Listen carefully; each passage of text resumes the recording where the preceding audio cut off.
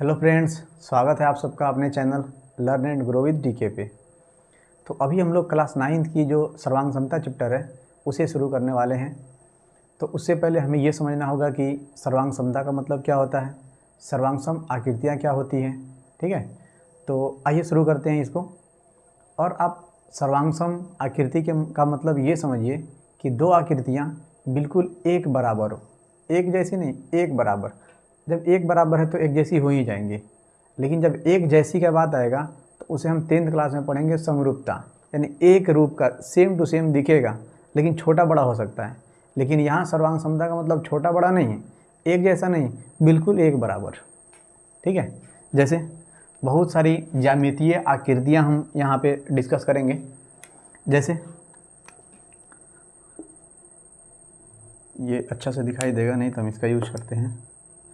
जैसे दो सर्कल आप ले लीजिए, दोनों का रेडियस अगर सेम हो जाए, मान लीजिए ये 5 सेंटीमीटर और ये भी 5 सेंटीमीटर, तो दोनों को बोलेंगे ये सर्वांगसम आकृतियाँ हैं, यानी कि दोनों का दोनों एक बराबर बिल्कुल है। ठीक है, जैसे स्क्वायर ले लेंगे, एक और स्क्वायर ले लीजिए, इसका भी प्रत्येक साइड 5-5 का, या कोई और नंबर ले लीजिए 7 7 7, ये भी 7 7 7।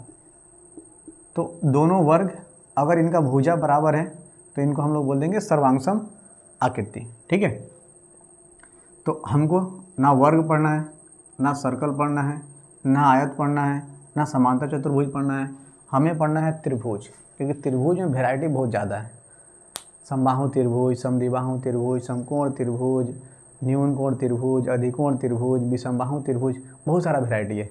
इसीलिए हम लोग यूज कर रहे हैं त्रिभुज का। ये सब बिल्कुल सिंपल है, रेडियस बराबर कीजिए, सर्कल बराबर हो गया। तो इसको हम लोग नहीं पढ़ेंगे, हम लोग पढ़ेंगे त्रिभुज को। ठीक है, तो आइए कुछ नियम कानून है त्रिभुज को सर्वांगसम करने का, उसको पहले समझ लेते हैं, फिर उसके बाद चालू करेंगे सवाल को सॉल्व करना। तो देखिए हमारे पास कुछ नियम है, यहाँ लिख देते हैं हम नियम को। Side angle side, angle side angle, angle angle side, side side side, RHS। मतलब ए का मतलब है एंगल, एस का मतलब है साइड, और इसका भी साइड, यानी कि भुजा कोण भुजा, कोण भुजा कोण, कोण कोण भुजा।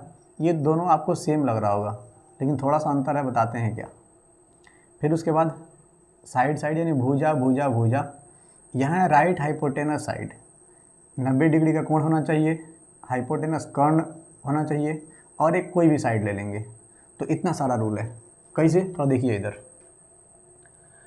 आप दो त्रिभुज ले लीजिए, यहाँ पे दो त्रिभुज। इस रूल का यूज करने के लिए आपको क्या क्या ध्यान देना है कि दो साइड और एक एंगल, और आप ध्यान से जिस तरह से इसको अरेंज किया गया है ना कि कोण कोण और उसके बीच में साइड है, उसी तरह से आपको इसमें यूज करना पड़ेगा। तो दो साइड के बीच में हमको एंगल चाहिए, तो दो साइड कोई भी ले लीजिए, इसका एक साइड ले लीजिए ये वाला और ये वाला, और इसके बीच का एंगल मान लीजिए ये साइड इसके बराबर है, ये साइड इसके बराबर है, और ये वाला एंगल इसके बराबर है। तो क्या रूल लगाएंगे, side angle side, side angle side, ये वाला नियम लगेगा।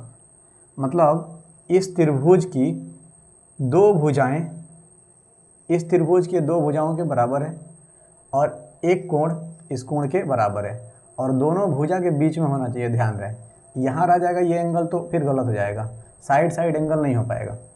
दोनों साइड के बीच में एंगल, दोनों साइड के बीच में एंगल, तब कौन सा रूल लगेगा, साइड एंगल साइड का।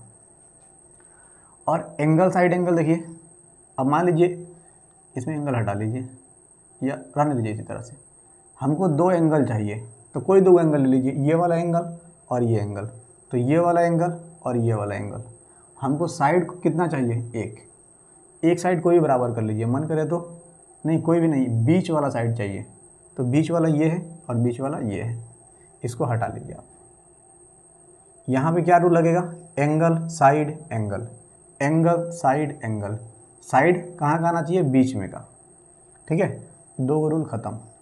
एंगल एंगल साइड का मतलब क्या होता है, यही थोड़ा सा समझना है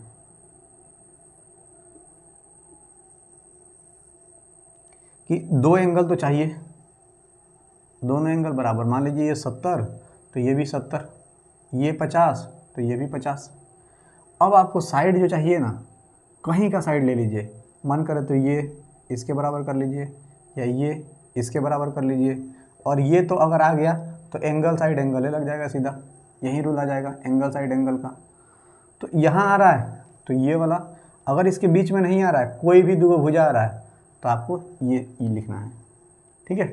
ये नहीं लिख पाएंगे क्योंकि दो कोण के बीच का एक साइड चाहिए हमको, लेकिन यहाँ पे दो कोण के बीच का नहीं, कोई भी साइड ले लीजिए, मन करे तो ये ले लीजिए ये ले लीजिए, दोनों बिल्कुल एक जैसा है, लेकिन थोड़ा सा अंतर है कि कोण के दोनों कोणों के बीच का साइड का ज़रूरत यहाँ पड़ रहा है और यहाँ पे कोई भी, ठीक है। चलिए साइड साइड साइड सबसे आसान, ये साइड मान लीजिए इसके बराबर, ये वाला साइड इसके बराबर और ये साइड इसके बराबर, दोनों त्रिभुज हो जाएगा सर्वांगसम। रूल कौन सा लिखेंगे, साइड साइड साइड। सिंपल आप दिमाग लगाइए कि ये भुजा इसके बराबर है, ये भुजा इसके बराबर है, ये भुजा इसके बराबर है, दोनों सेम ही तो बनेगा ना, इसीलिए दोनों को बोलेंगे सर्वांगसम। दोनों का प्रत्येक पार्ट बराबर हो जाएगा, क्योंकि साइड अगर सब बराबर है तो एंगल भी सब बराबर हो जाएगा, सब संगत। फिर उसके बाद RHS, RHS थोड़ा सा अच्छा है, यहाँ नीचे बना लेते हैं। RHS में आपको लेना है समकोण त्रिभुज, यहाँ 90 डिग्री का एंगल बनेगा। तो इसमें क्या क्राइटेरिया है कि आपको दोनों त्रिभुज में से एक एक कोण 90 डिग्री का होना चाहिए। तो ये कोण मान लीजिए इसके बराबर है, ठीक है। कर्ण दोनों का हाइपोटेनस, कर्ण क्या होता है, 90 डिग्री के सामने वाला को बोलते हैं कर्ण, तो ये कर्ण कर्ण के बराबर, ठीक है, यानी ये साइड भी इसके बराबर हो गया। और यहाँ पे कोई भी साइड ले लीजिए, मन करे तो ये या ये, अगर ये लेंगे तो इसको बराबर करना पड़ेगा, अगर ये लेंगे तो इसको, ठीक है। तब होगा राइट हाइपोटेनस और कोई भी एक साइड ले लेंगे, तो रूल कौन सा लगेगा, RHS।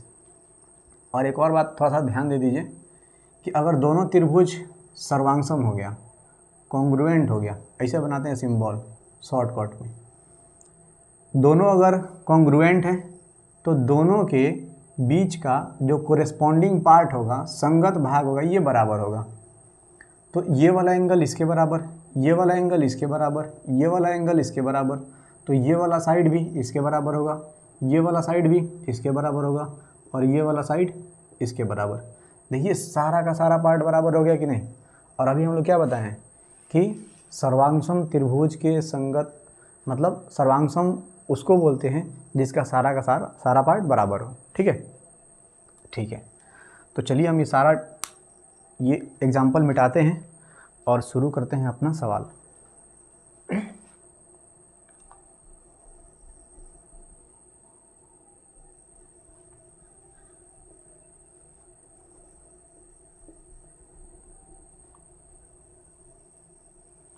ये रूल मैं यहाँ से मिटा दे रहा हूँ, साइड में लिख दे रहा हूँ ताकि बीच का थोड़ा सा फ्रेश हो जाए, यहाँ जगह बचेगा तो सवाल बनाया जाएगा।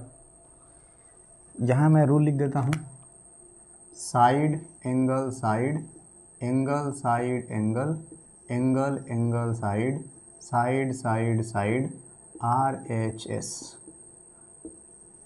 ये आप नियम देख लीजिए। अब हम लोग सवाल शुरू करेंगे। पहला चैप्टर का एक्सरसाइज है 7.1। यहाँ बोला है कि चतुर्भुज ABCD, ABCD, ठीक है, ये ऐसे थोड़ा सा नाम है, कोई दिक्कत नहीं है। तो ABCD क्या है, एक चतुर्भुज है हमारे पास जिसमें AC बराबर है AD के। AC कौन है, ये वाला, किसके बराबर है, AD के, ठीक है। और AB कोण A को समद्विभाजित कर रहा है, ये जो AB है कोण A यहाँ पे जो एंगल बन रहा है ये वाला पूरा बड़ा वाला एंगल का नाम है A, और इसको ये लाइन जाके ना आधा आधा काट दे रहा है, बिल्कुल दो पार्ट में, ठीक है। तो ये एंगल इसके बराबर, और क्या, तो बोल रहा है कि दर्शाइए त्रिभुज ABC त्रिभुज ए बी डी के सर्वांग सम है, ठीक है। और बोल रहा है कि बी सी और बी डी के बारे में आप क्या कह सकते हैं, तो हम बाद में इनके बारे में बात करेंगे, पहले इनको कॉन्ग्रुएंट कर लेते हैं। कौन त्रिभुज है, A B C, A B C, फिर उसके बाद A B D, A B D, ये वाला, ठीक है। तो हमारे पास दिया है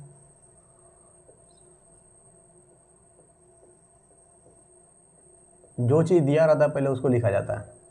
तो ए सी बराबर ए डी, ठीक है। ये भी आप लिख लीजिएगा कि ए बी कोण ए का समद्विभाजक है, या डायरेक्ट हम आधा आधा एंगल लिख देते हैं। इस एंगल का नाम क्या होगा, B A C. Angle B A C बराबर एंगल, इसका नाम हो जाएगा B A D, bad, angle bad. ये एंगल बैड नहीं है, नाम है इसका बैड, ठीक है। ठीक है, आगे बढ़ते हैं। क्या सिद्ध करना है हमको, सिद्ध करना है, हमें सिद्ध करना है त्रिभुज ए बी सी सर्वांग सम है त्रिभुज ए बी डी के।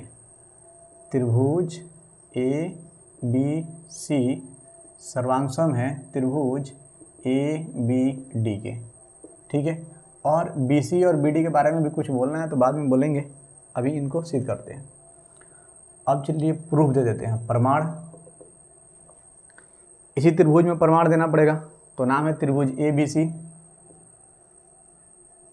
त्रिभुज ए बी सी एंड त्रिभुज ए बी डी में, ठीक है।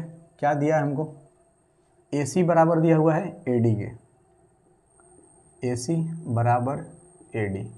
थोड़ा सा ध्यान दीजिएगा, जिस त्रिभुज का नाम पहले आप लिखे हैं ना, तो उसी का साइड जो भी संगत पार्ट होगा उसको इस साइड में लिखिएगा और इस त्रिभुज का इस साइड में, थोड़ा सा उल्टा पुल्टा ना हो, मतलब फिर दिक्कत होगा। अच्छा, ये वाला एंगल हमारे पास इसके बराबर है, तो यहाँ लिख दिए ऊपर B A C B A D के बराबर। एंगल बी ए सी बराबर एंगल बी ए डी, ठीक है। ये भी हमको दिया है, कहाँ से ला रहे हैं ना, इसको लिखना ज़रूरी है। ये भी हमको दिया था, दिया है, ठीक है। अच्छा, साइड हमको मिल गया, एक एंगल मिल गया है, और एक और साइड मिल जाएगा तो साइड एंगल साइड रूल लगा देंगे। और देखिए साइड यहाँ मिल रहा है, ए बी जो है इस त्रिभुज में भी है और यहीं ए बी इस त्रिभुज में भी है, तो कॉमन हो जाएगा आराम से। यहाँ लिख लीजिए ए बी बराबर है ए बी के, यहाँ हो जाएगा उभयनिष्ठ, उभयनिष्ठ निष्ठ। इसीलिए त्रिभुज ए बी सी सर्वांग सम त्रिभुज ए बी डी। रूल कौन सा लगा, साइड एंगल साइड, ठीक है। साइड एंगल साइड और कॉन्ग्रुएंसी है, सर्वांग समता है, नियम है, ये नियम है, सर्वांग सम करने का नियम है, कॉन्ग्रुएंसी है। अच्छा, ये त्रिभुज हो गया सर्वांग सम, ये बात हम लोग क्या कर लिए, प्रूफ हो गया। बोल रहा है कि बी सी और बी डी के बारे में आप क्या बोलिएगा, तो सिंपल सा बात है, आपका दोनों त्रिभुज सर्वांग सम है। सर्वांग सम का मतलब इसका पूरा पार्ट इसके पूरे पार्ट के बराबर है, यानी इसका साइड के बराबर होगा, एंगल के बराबर होगा। तो जाहिर सा बात है, देखिए बी सी ये वाला है और बी डी ये वाला है, क्या दोनों आपस में बराबर नहीं होंगे, बिल्कुल होंगे। ये संगत भाग है सर्वांग सम त्रिभुज के, इसको पलट कर रखिएगा तो ये चला जाएगा इसके ऊपर, ये लाइन चला आएगा इसके ऊपर, और बीच में ये कॉमन है तो सेम रह जाएगा, मतलब इसको फोल्ड कर दीजिए आप, ये इसके बराबर, ठीक है। तो लिखेंगे अतः बी सी किसके बराबर हो जाएगा, बी डी के, यहीं से निकल जाएगा बी सी बराबर बी डी, बी सी बराबर बी डी। कहाँ से लिखेंगे, कारण लिखना पड़ेगा, तो C P C T, full form क्या है, corresponding part of congruent triangle, लिख लीजिए।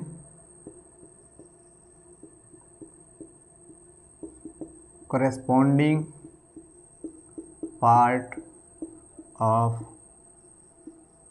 Congruent triangle,